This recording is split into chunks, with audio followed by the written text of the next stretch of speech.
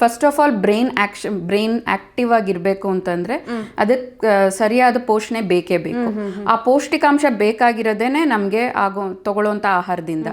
Carbohydrates ಆಗಿರಲಿ, ಸರಿಯಾಗಿರೋ proteins ಆಗಿರಲಿ, ಈ ಥರದ್ದೆಲ್ಲ ಕರೆಕ್ಟಾಗಿ ತಗೊಳ್ತಾ ಇದ್ರೇ ಅದು ಬ್ರೈನ್ ಆಕ್ಟಿವ್ ಆಗಿ ಕೆಲಸ ಮಾಡೋಕ್ಕಾಗುತ್ತೆ. ಬ್ರೈನ್ ಆಕ್ಟಿವ್ ಆಗಿದ್ರೆ ಬರೀ ನಮ್ಮ ಗಟ್ ಅಷ್ಟೇ ಅಲ್ಲ, ನಮ್ಮ ಬೇರೆ ಅಂಗಾಂಗಗಳೂ ಆ್ಯಕ್ಚುಲಿ ಕೆಲಸ ಮಾಡ್ತಿರುತ್ತೆ. ಸೊ ಈಗ ಸ್ಟ್ರೆಸ್ ಅನ್ನೋದು ಹೇಗಾಗಿದೆ ಅಂತಂದರೆ ಕೆಲವ್ರಿಗೆ ಅದು ಸ್ಟ್ರೆಸ್ ಇದ್ದಾಗ ಆಂಗ್ಸೈಟಿ ಆ ಥರದ್ದೆಲ್ಲ ಇದ್ದಾಗ ಕೆಲವರು ಹೆಚ್ಚಾಗಿ ಊಟ ಮಾಡುವಂಥದ್ದು ಇರುತ್ತೆ, ಕೆಲವರಿಗೆ ಅದು ತುಂಬ ಕಡಿಮೆ ಊಟ ಮಾಡುವಂಥದ್ದು ಇರುತ್ತೆ. ಸೊ ಅದೆಲ್ಲ ವೇರಿಯೇಷನ್ಸ್ ಆಗ್ತಾ ಇರುತ್ತೆ. ನಾನು ಆಗಲೇ ಹಾರ್ಮೋನ್ಸ್ಗಳ ಬಗ್ಗೆ ಮಾತಾಡಿದೆ.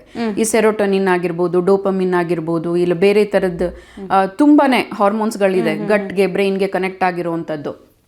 ಅದೇನಾಗಿ ಮಾಡುತ್ತೆ, ಕೆಲವ್ರಿಗೆ ಅದು ಹಸುವನ್ನ ಹಿಂಗ್ಸತ್ತೆ, ತಿನ್ನೋಕೆ ಆಗದೆ ಇರೋ ಥರನೂ ಮಾಡುತ್ತೆ, ಕೆಲವರಿಗೆ ಹೆಚ್ಚಾಗಿ ಹಸುವಾಗೋ ಥರನೂ ಆಗುತ್ತೆ.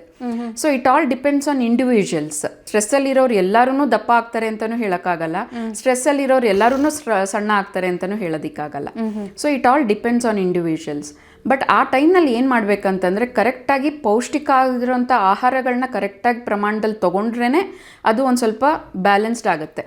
ಅಂದರೆ ನಾವು ತೊಗೊಳ್ಳೋಂಥ ಆಹಾರ ಬ್ಯಾಲೆನ್ಸ್ಡ್ ಆಗಿದ್ದರೆ ನಮ್ಮ ಬ್ರೈನ್ ಆ್ಯಕ್ಟಿವಿಟಿನೂ ಬ್ಯಾಲೆನ್ಸ್ ಆಗಿರುತ್ತೆ. ಆವಾಗ ಸ್ಟ್ರೆಸ್ನ ಆರಾಮಾಗಿ ಅದನ್ನು ಹ್ಯಾಂಡಲ್ ಮಾಡ್ಬೋದು.